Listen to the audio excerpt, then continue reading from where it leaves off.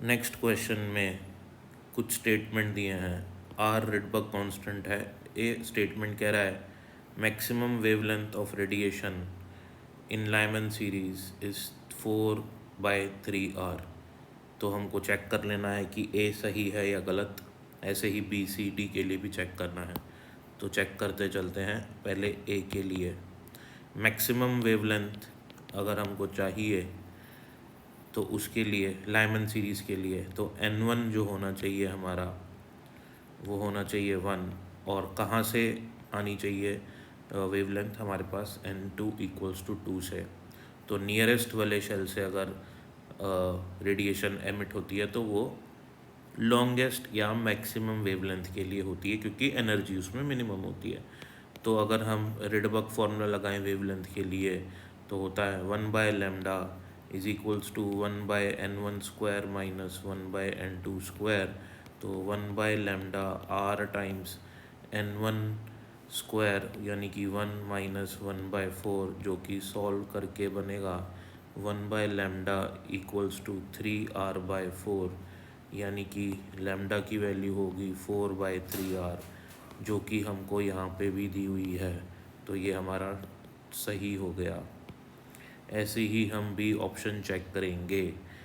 Balmer series के लिए lies in visible region, तो बाल्मर सीरीज़ तो विजिबल रीजन में ही होती है। तो ये हमारा बी ऑप्शन भी जो होगा वो ट्रू हो जाएगा, सही हो जाएगा। सी ऑप्शन देखेंगे। Minimum wavelength of radiation in Paschen series is 9/R।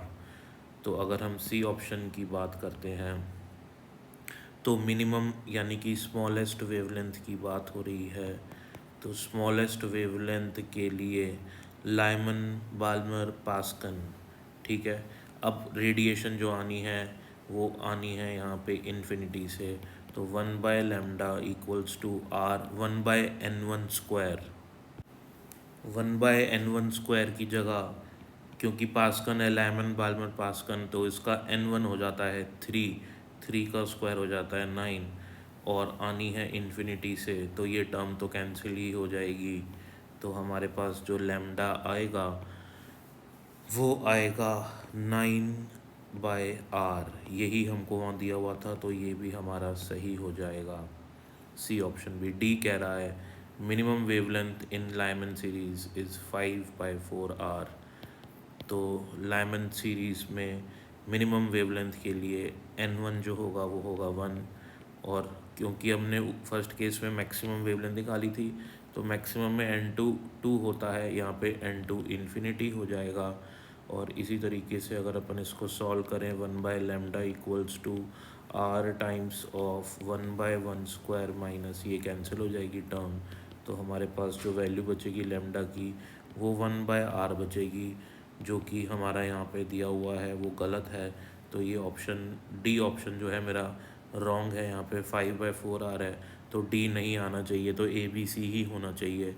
इसलिए सेकंड ऑप्शन मेरा सही हो जाएगा। ख़त्म।